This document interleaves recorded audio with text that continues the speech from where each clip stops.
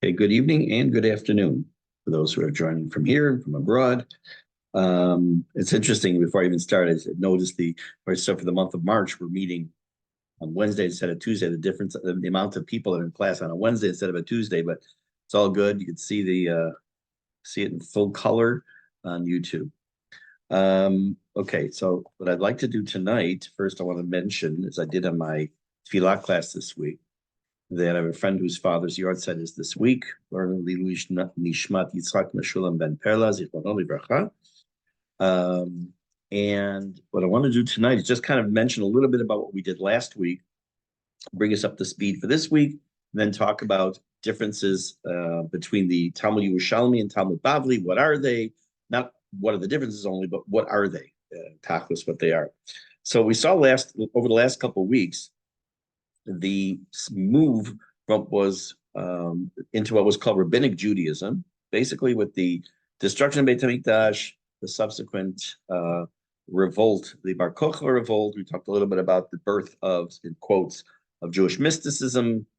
And then we talked about Rabbi Yehuda HaNasi at length, the author and editor, not authored every single one, but the editor and author of Mishnah. We talked about the 6 sections of the Mishnah, Shisha Sidrei Mishnah. And we talked about the time period of the Tanaim, which were the rabbis of that time period, which end around the year 200 to 20, approximately. The problem, as we noted with Mishnah back then, was it was written, first of all, there wasn't always a conclusion in the Mishnah. Sometimes it'd say, Rabbi this said this opinion, Rabbi said that opinion, and didn't come to a conclusion. In addition to that, even with all this information, it still wasn't yet giving us a lot of details, things that were left unclear, and on purpose. Because remember, the reason Rabbi Yehuda HaNasi wrote down the Mishnah was to try to organize Torah Sheba'al Peh, the oral law, to such an extent that it could be continued to be passed on. But he didn't write every single detail. So he still was relying on the fact that people would discuss and pass it along to their children and so on down future generations. We talked a little bit also about the life of the Jews in Israel at the same time as the life of the Jews in Bavel and Babylonia, and also about the explosion of yeshivot, what are called academies, in various cities in Bavel and Babylonia. That some of you, if you learn Gemara, even if you don't, you've heard the names of Surah, Pumbedita, Neharda'ah. They would be the modern day Bnei Brak, Lahavdil, modern day Bnei Brak in Yerushalmi and Lakewood and New Jersey, all these different places, all these Torah academies that grew. But what was happening, we talked briefly that in Israel, and because I said I'm going to come back to it, which I will this week, that in Israel, there's a growth of people who are learning now, the generation after the Tanaim, which is called the Amoraim, or the Amoraic period. So that the rabbis in Israel, the laymen and the rabbis are discussing the Mishnayot, and they're starting to record these discussions, which eventually becomes the Talmud Yerushalmi. I'm going to come back to that. We also switched our view a little bit and went and talked about Babylonia, like I said, about the various Torah academies and the learning that was going on and discussions, and eventually is the growth around the same time period of the Talmud Bavli, or the Babylonian Talmud. But first, before we talk about what they are, what they contain, and the differences are, I want to just give a little bit more of how did these academies work. If you take a look at modern day yeshivot, we talked about this last week also, we traced back pretty much to Reb Chaim Volozhin when he established the first yeshiva that we know that's kind of style today, where there's a Rebbe, there's a Rosh Yeshiva, there's what's called a Seder, where you sit and you learn something, the Gemara that the yeshiva is learning, and then there's a Shiur, a class, and there's different levels. That's pretty much how it's been for the last couple hundred years. The concept of yeshivot, the concept of kollel is a little bit later in the history.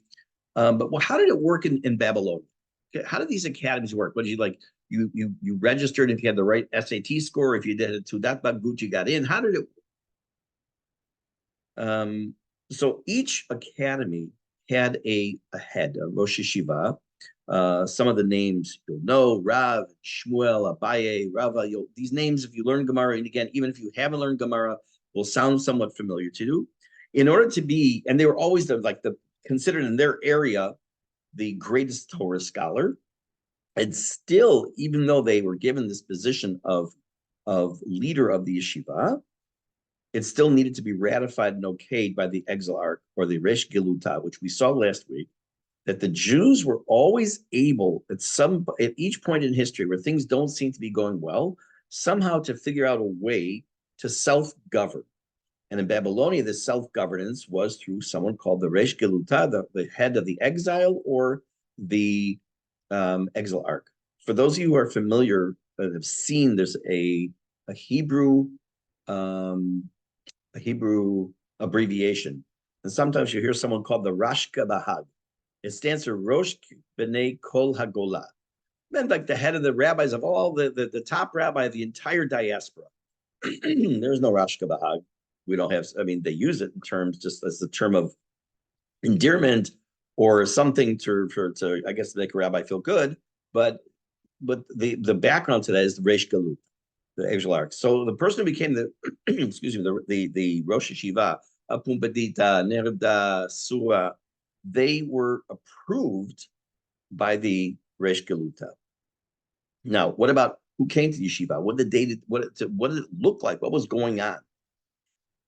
So first of all, I just briefly touched on in one of our classes that there was a machloket or a dispute between different philosophies of to whom you teach Torah. For those of you who go to Pirkei Avot, we saw this also in the Pirkei Avot class, that there was this dispute as to whether you allow anybody in to learn Torah, or you should be selective because you want the cream of the crop, and the cream of the crop will go out there and spread more Torah. If you bring in the cream of the crop and the lower level knowledge people, that you will dilute potentially the amount of learning that's going on. So, but we're talking on a time period, basically, whoever wanted to come and learn, came and learned. So you had some maybe great, extremely knowledgeable people of Torah Sheba'al Peh. They knew the Mishnah by heart, and they knew a lot of Torah by heart. In the same building, along with people who had very little education or didn't know a lot. So you would think the way it would be set up was, okay, we're going to have the people who have more brain power over here, less brain power here. We'll give a teacher. Didn't work that way at all. It was pretty much an open Beit Midrash where they were all together. People who couldn't handle it were discouraged. They would leave. It wasn't done on purpose, but it was at a certain level of learning. There were no classes in the academy. So what do they do? Right? How do they get through their day? If you're just in a Beit Midrash, a study hall, what are they doing? So the answer is that they used the jumping off point for all their learning, besides Tanakh, of course, was the Mishnah. Remember, we're talking about the time period approximately 200 to 500 in Babylonia. The period of the Talmud Yerushalmi ends earlier. We're going to come back to that. Right now, I'm focusing only on the Bavli.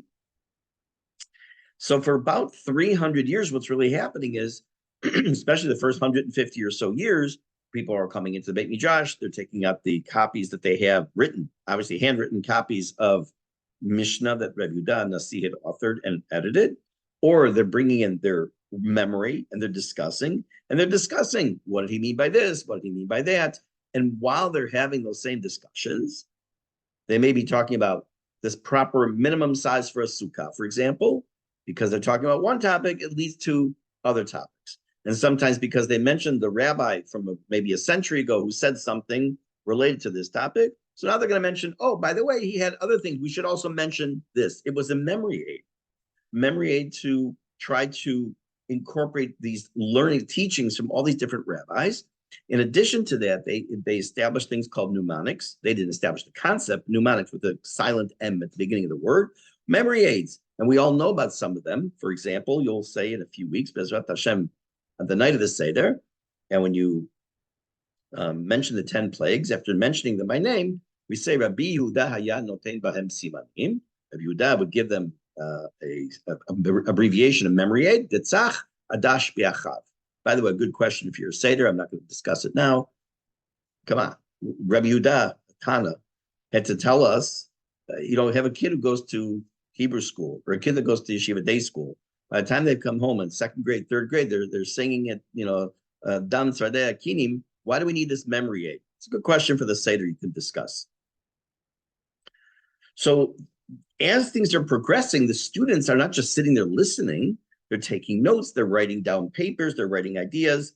And remember, there are no textbooks. Okay, we're so used to having, I'm looking at my svarim here, but we're used to being surrounded by books. Whether it's in a Beit Midrash, it's in a library, it's in a school. What do they have? Tanakh and Mishnah. No, nothing else.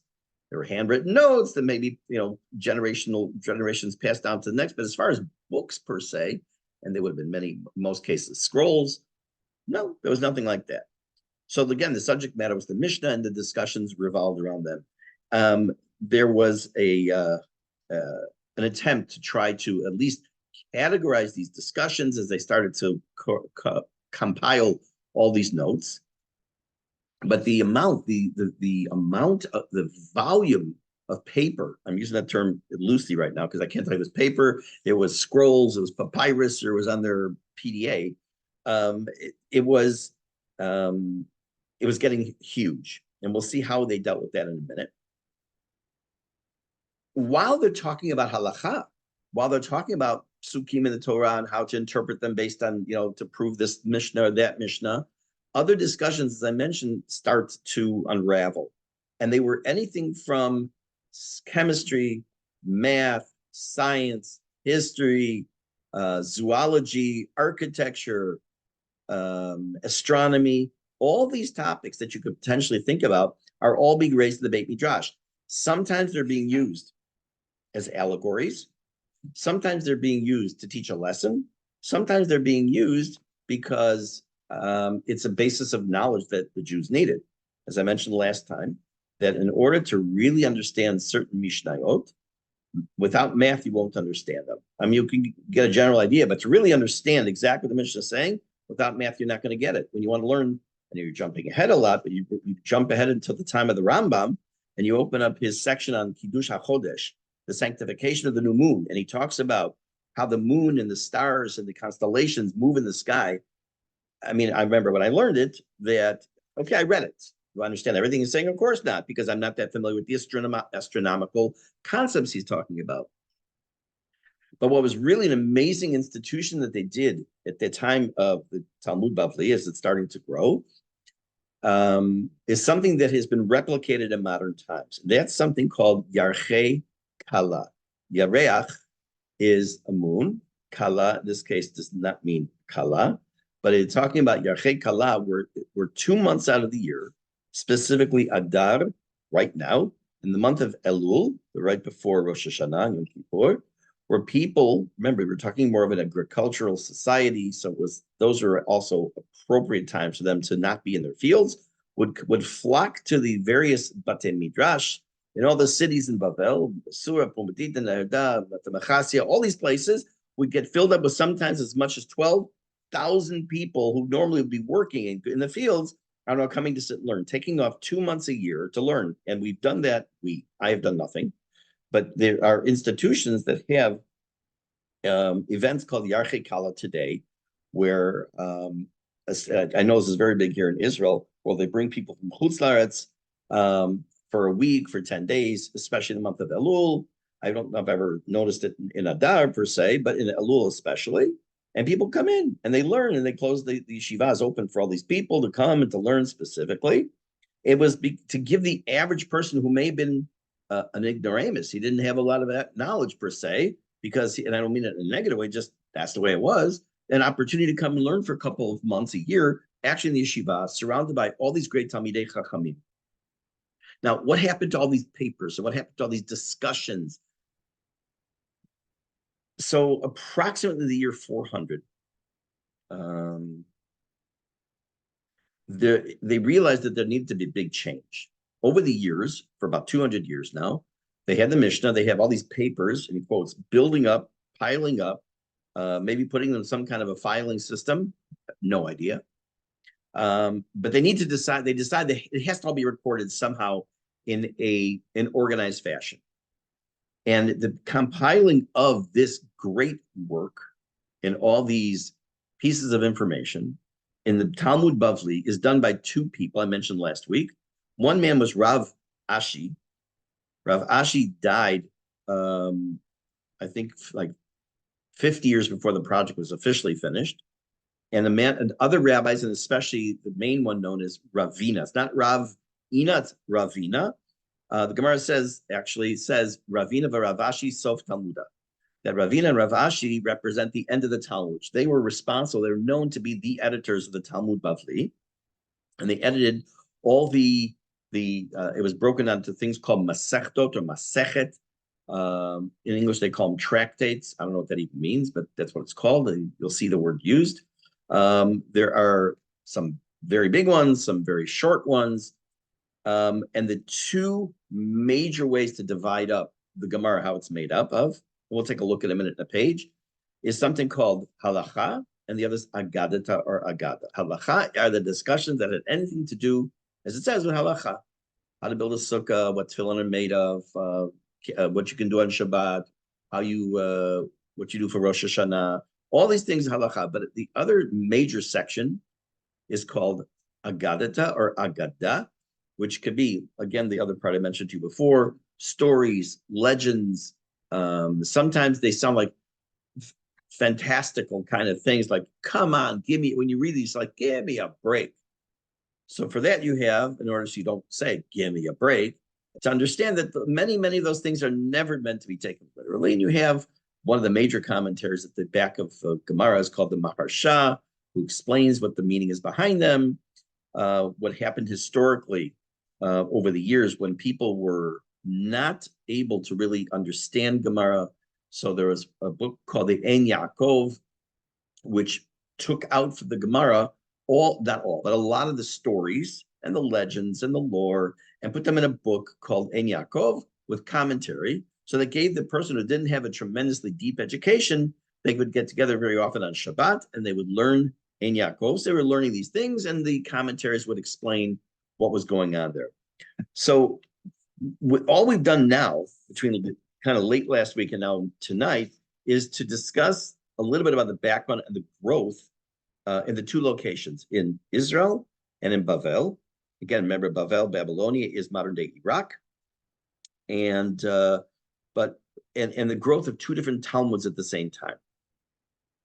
The questions that should be going through your head would be, in theory, what is the Talmud Yerushalmi? What is the Bavli? What are they? How are they the same? How are they different? Why is it the Talmud Bavli, if you don't know this, you should know that the Talmud Bavli is the most favored and most learned of the two Talmuds. I personally have been learning Yerushalmi for the last 10 or 12 years. That's its own story, but not for tonight. But why? Matter of fact, for those of you who are learning Daf Yomi, you will also know that there is a Daf Yomi for Yerushalmi, but every time a person says they learn Daf Yomi or Daf Yomi, that is the page a day, 2,711 pages. And then after 7.5 years, you finish the whole cycle of what's called Shas, Shisha Starim, or the 6 sections of Mishnah, also in this case, the Gemara. And that Daf Yomi is 99% of the time when someone says they learned Daf Yomi, it's Bavli. How did Bavli become so popular? How did it become the Talmud and push the one? You would think the one from Israel would be like, it's Israel, Talmud, it says Talmud Yerushalmi, but you're going to be surprised to find out where it really was going on. So what are some of the historical backgrounds to both of them? So let's first go back to Israel. Talmud Yerushalmi. Talmud Yerushalmi, most of the academies that were learning, we said they were spread out throughout Bavel, but there were some in Israel as well. And they're mostly concentrated in the northern part of Israel, and especially in the area of Tveria. So you would think that this Talmud would be called Talmud Tveria or Talmud HaGalil. It's called Talmud Yerushalmi. There weren't a lot of academies at all at that time in Yerushalayim. So why call it Talmud Yerushalmi? It's known 2 ways, actually, 3 ways. It's known as the Talmud Yerushalmi, Talmud Eretz Yisrael, and in English, it's also known as the Palestinian Talmud, nothing to do with these pretend people. The Palestinian Talmud, and it's also known as the Jerusalem Talmud. So I guess four possible names. So the first thing we need to understand is that the Talmud in Israel, again, when I say the Talmud, I'm talking about the generation of Amoraim after the end of the time of the Mishnah. So we're after the year 200 and before the year, in this case, about 350. In Israel, it's about 150 years old. So they're learning and they're compiling and they're writing and they're doing the same thing they're doing in Israel. The same time they're doing a similar idea in Bavel. And it's not like they were unaware of each other. We see multiple times in both Talmuds where it says that so-and-so came from. So you'll see very often in Bavli, I mentioned this last week also, it says so-and-so came mima'arava. He came from the west. What does it mean the west? Because they were in Bavel, they were in Iraq. So they're coming from the west, which was Israel, which was west of Bavel. So there is cross communication. It's not like they didn't know that the others were working on similar things. And sometimes they actually have disputes within the two different Talmuds. Well, I don't want to get ahead of myself.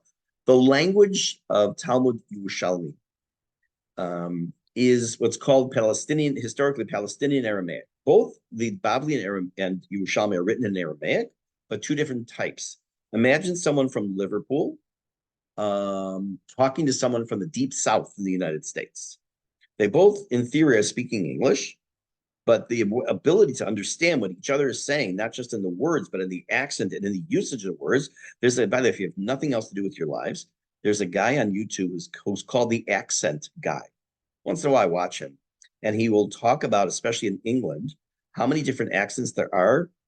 Scouse is what he was discussing last I listened to him. It's unbelievable within such a relatively small landmass, and not really the home of, but partly the home of the English language. It's that they have so many different accents that when they themselves will say they cannot understand each other sometimes. So it's not that because the Babylonian Talmud is in Aramaic and the Jerusalem Talmud is in Aramaic that boy you can once you master one you could just pick up the other one and learn it. It's not that way. It's the language is definitely different. And even if you're a great scholar in the Babylon, in the Talmud Bavli, and you know lots and lots of expressions that are used all of the time, Ave Amina, Tashma, Dichtiv, it's very different in the Talmud Yerushalmi, which we will talk about. What's the general design of the Gemara? So if we just take a quick peek, I'm just going to show you one slide. Right? Oops, it helps if I do a screen share instead of just showing myself. You'll note that they both look similar. You have the Mishnah, and then it's followed. It's kind of hard to see here, and this will make it a little bigger. Okay, see this little Gimel Mem over here. Okay, so it's followed. There's a Mishnah, and then the Gemara after it. There's commentaries on the side, on each side. This is on the right side is the Bavli. The left side here is Yerushalmi. A similar design, it looks like, but there's many differences we're going to talk about. The only one I'm going to point out on this particular slide is you'll notice that in the Bavli, the first page of every Gemara is called Daf Bet, page 2. You start on page 2. In the Yerushalmi, there's actually a Daf Aleph in every Gemara in Yerushalmi. But we're going to talk about what are really some of it. This is just visually, just you should know, they look very similar. So I'm just going to take it off the screen share and leave it off there for now. If you want to like just paint with broad strokes, one of the biggest differences between Bavli and Yerushalmi is what the main content is.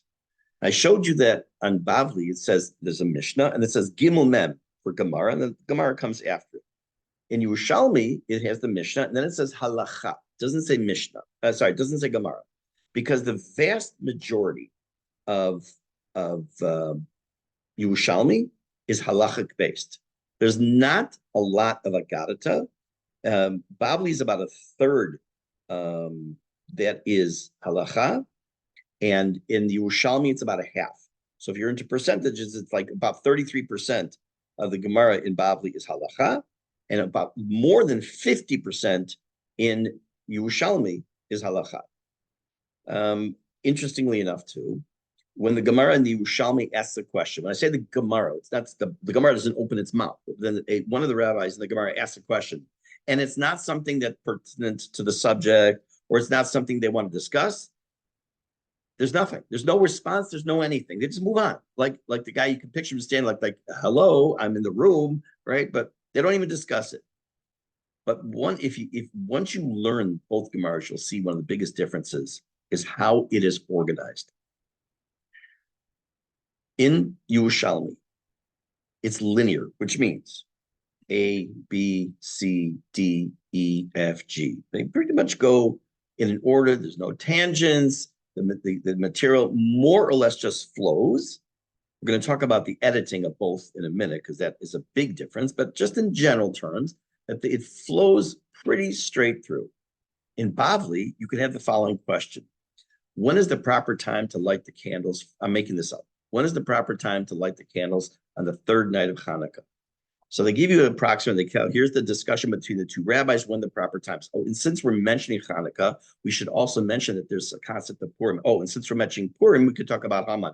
Oh, by the way, Haman, was a bad guy. And then we have other bad guys in our history. There was some guy who was known as Nebuchadnezzar. Oh, we're talking about the Beit HaMikdash being destroyed. Let's talk. Oh, what do we do on Tisha B'Av? And it goes all over the place until the Gemara sometimes says, "My Have'allah."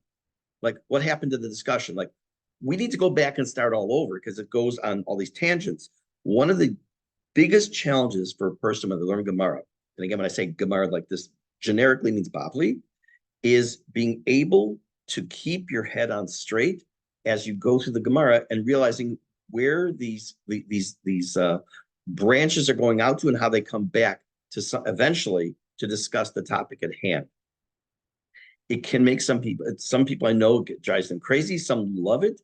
But the Talmudic logic and how it sometimes spirals and goes all over the place and comes back. Some people love it. Some people don't particularly care for it. But again, Yerushalmi is much more straight through.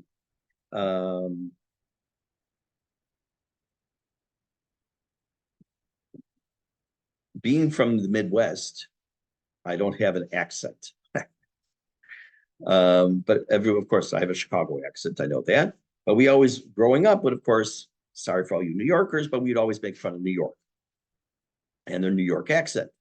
And of course, depending whether the person's Brooklyn or where they were from, or Boston, even, of course. So we know that there are many words that some of our fellow compatriots, that the letter R will drop off at the end of a word. So the reason I'm mentioning that is that in the Aramaic, in the Talmud Yerushalmi, there's a similar thing that happens at the beginning of a word. There's a man who comes up often. His name is Rabbi Lamed Aleph. That's not his name. His name is really Ilah. The first Aleph is dropped. They have what we call the silent letter at the beginning of a word. Many times there's words that just don't exist in Bavli. They exist in Yerushalmi, and they just gets swallowed up. One of the other differences that took place over the years in both of these Gemaras was the commentaries that appear on a page of Gemara. Now, when you take a look at, if you have a Gemara in your house, or you go online, you look at a Gemara, you will see what is called Surat Hadaf. Surat Hadaf means the shape or the form of the page of Gemara. Generally speaking, in Bavli, you have the center is the Mishnah and the Gemara. On the outer margin, you have what is called Tosafot, which we're going to learn in the history class down the road, which are a lot of them are written in Paris, written by Rashi's grandsons and others, not just them. The inner margin of the page in most of the Gemaras is Rashi commentary. On the Talmud Yerushalmi, there's no Rashi, there's no Tosfot.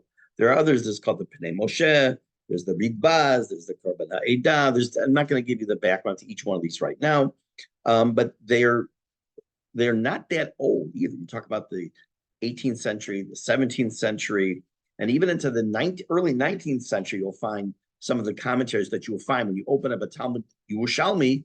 You're going to find those commentaries in there. Now, the language in Talmud Yerushalmi, let's go back to Yerushalmi. I guess the way I would call it sometimes is a language free-for-all. What does that mean? There's mixtures constantly of singular, plural, male, female.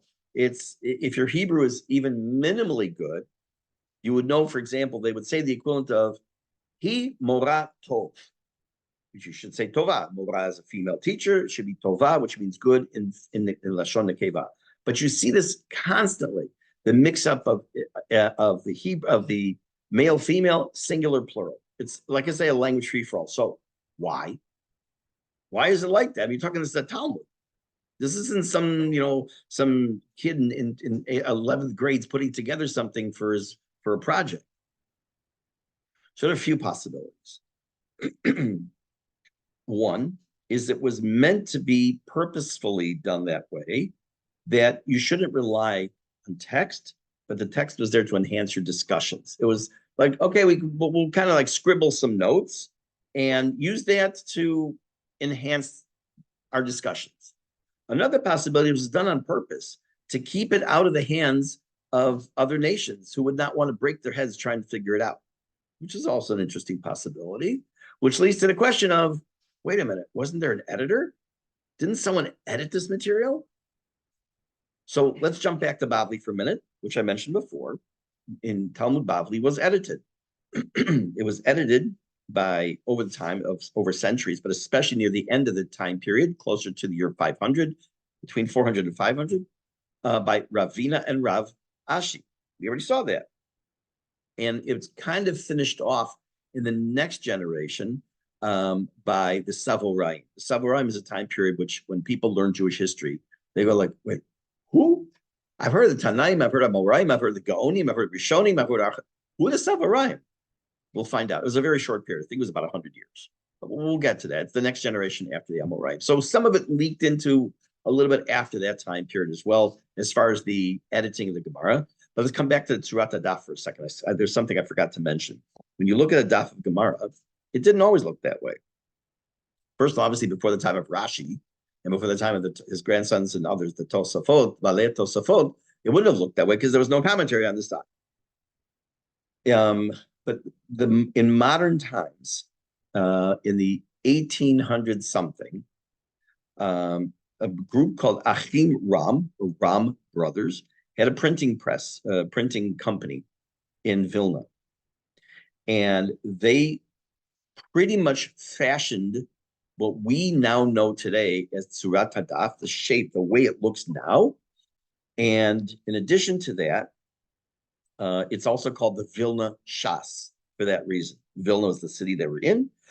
Not surprisingly, in World War II, the building still exists. The Nazis took it over as a headquarters, and I remember seeing it. But they had a very famous shaila that came out of that particular printing house when they started printing Gemaras. You don't just, okay, for those of you, I am actually somewhat familiar with the printing business. Don't ask why, but I'm familiar with it. So if you're not familiar with it, they have what's called make-ready sheets. Make-ready sheets is when you set up your printing press. You have to make sure the type is right. Back then it wasn't automated. They had to put all the pieces together. They had to print the pages, and then after that, and they had thousands upon thousands upon thousands of pages of make-ready sheets. They want to know if they're considered what we call the gopher geniza for shemos, to be buried. So it also leads to modern day questions. When a person makes photocopies for a class of those pages, which are actually meant to anyways to be thrown out, not if they have Shem Hashem, but some Torah content. So in any case, I'm just throwing that out there just to be aware of that. So in any case, we're back talking about the editing of the Gemara. We know that the Gemara was well edited in the Bavli. Why is it though that we still haven't answered the question, why did the Bavli become the more popular one and not the Yerushalmi? So maybe you're starting to get a little inkling because it's a little harder to follow the language. That's not the only reason. We'll see shortly, but that could be one of the reasons. But in addition to that, the question of the editing of the Gemara, of the Talmud Yerushalmi, is actually up in the air as to if it really did get properly edited. There are a few possibilities. There was a man whose name was Rabbi Yochanan. Now, it's not even clear which Rabbi Yochanan we're talking about. That he began to edit the Gemara, or there's another Rabbi Yochanan. He didn't author, but he edited what the different Rabbi Yochanan did. But the truth of the matter is, it seems on the surface that it really wasn't properly edited. And one opinion is that for sure it was edited, but because of copying errors, there are all kinds of shibushim or mistakes that were made. Another opinion, it was not edited, which is why there seem to be so many contradictions. For those of you who learned Daf Yomi, you know that with the Daf Yomi, which is Bavli, there's one Masechta called Masechet Shkalim, which is straight from Yerushalmi. And when they get to Bavli, to Masechet Shkalim, I always hear people saying, "Oh my God, I can't believe we're finished. This is a totally different language. There's a million corrections. If you look on the side of the Gemara, it's like, this is not the right word. This is the right word. 2 lines later, this is the wrong word. This." So all these shibushim were all these mix-ups and mistakes seem to indicate that it wasn't properly edited. And there's one last opinion was that it was completely edited, except for Seder Nezikin. Seder Nezikin, like I mentioned when I was first talking about the 6 sections of the Mishnah, Seder Nezikin are what we call torts. It could be things that have to do with damages, it could do with property rights and Nachala and Yerusha. Say Yerusha. When you get inheritances, most of so that was fully edited rather, except for Seder Nezikin. I think I said it backwards. It was fully edited except Seder Nezikin, which in Seder Nezikin, where evidently the most mistakes are found. So first of all, we don't know, the language is not as well known as in Bavli. Second of all, there are many shibushim, many mistakes that seem to be found. We can call them typos. The language itself, even when it's clear, gets either on purpose or not so, between Zachar and Nekeva, Rabim and Yachid, meaning plural, and singular, male, female. But there are apparent reasons, maybe on purpose and maybe by accident, as to why these things are actually happening. Okay. So why is it that the Yerushalmi seems to have taken a back seat? Why is Bavli so much more popular? But I have to tell you, before I even answer that, there's one more interesting little fact. And that is, I'm taking a look at my notes I wrote down. Hold on one second.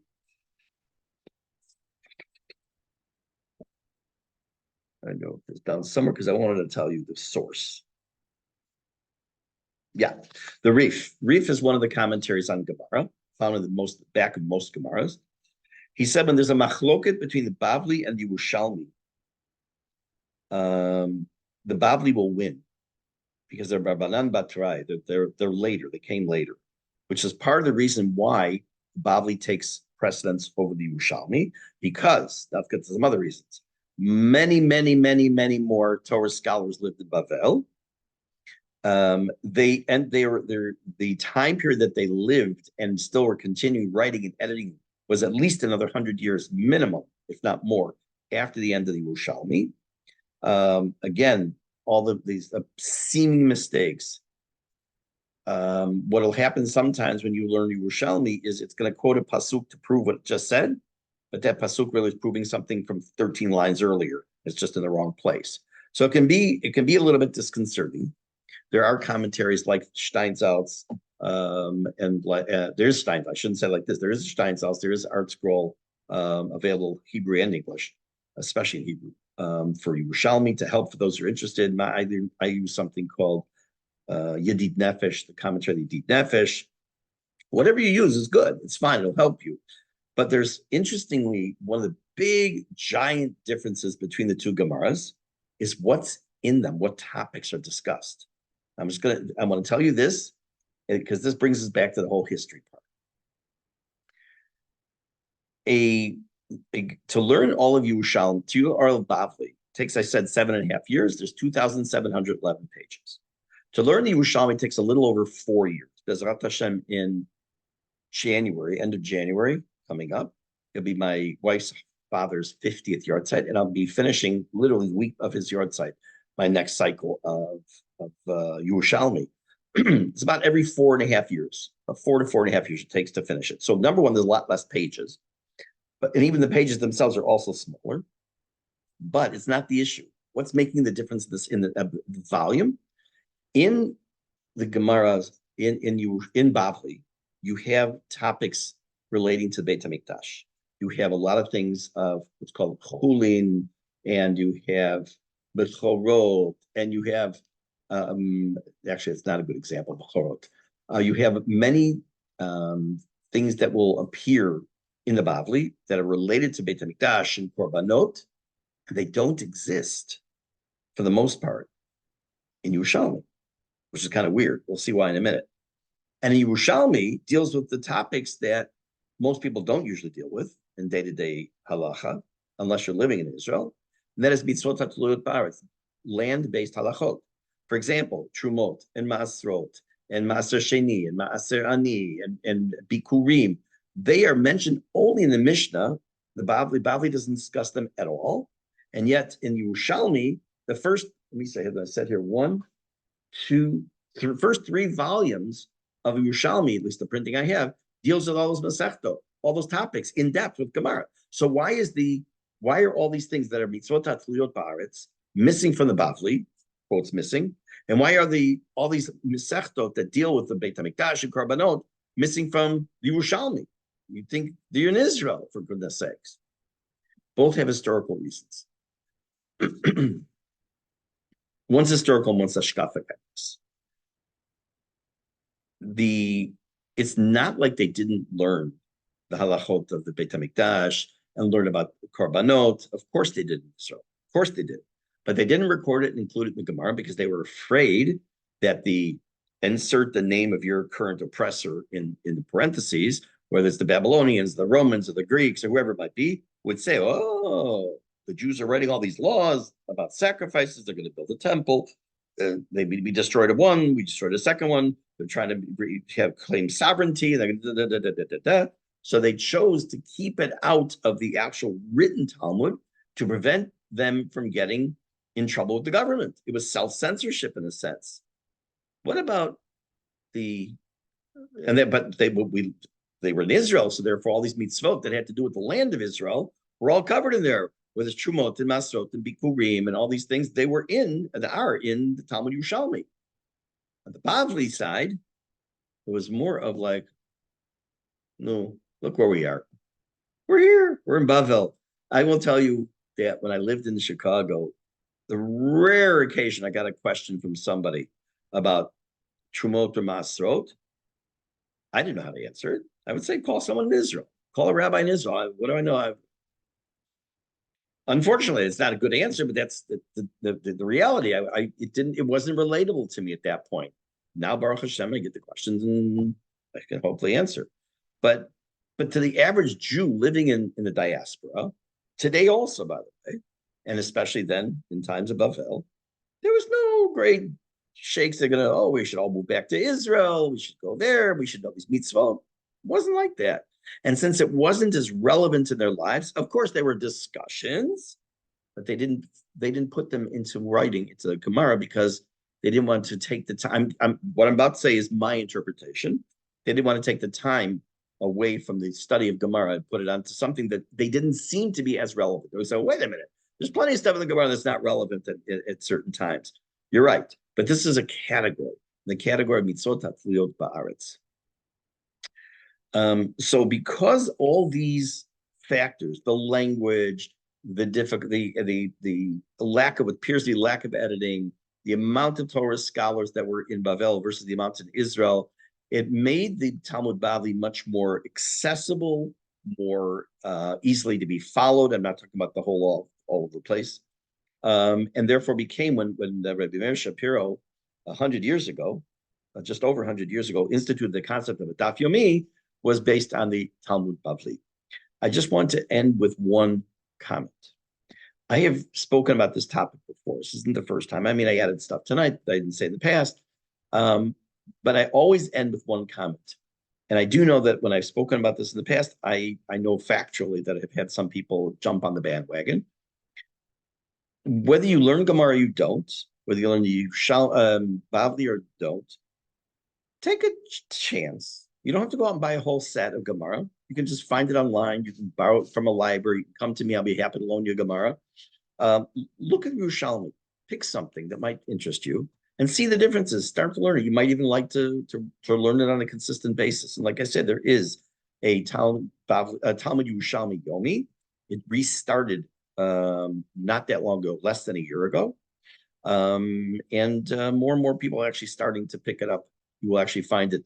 When I've spoken about this in the past, I referred to the topic as blowing the dust off the Talmud Yerushalmi, because if you go into Beit Midrash and Yeshiva, the way you can find the Talmud Yerushalmi is the dustiest shelf, because people don't. Although when you go here to Birkat Moshe, I'm pointing up the hill, you will find it in use. And part of why I learned it has to do with that. That's a different story for another time. In the meantime, next week, Bezrat Hashem, we will move out of Bavel. We will move out of the time of the Amoraim. We'll learn a little bit about the people called the Savoraim, the next step, and some other political things that were going around in the Jewish world. Meantime, have a good evening. We pray for the best outcome for our hostages.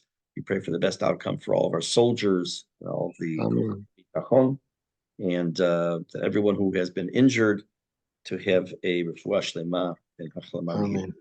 All right. Have a good night, everybody.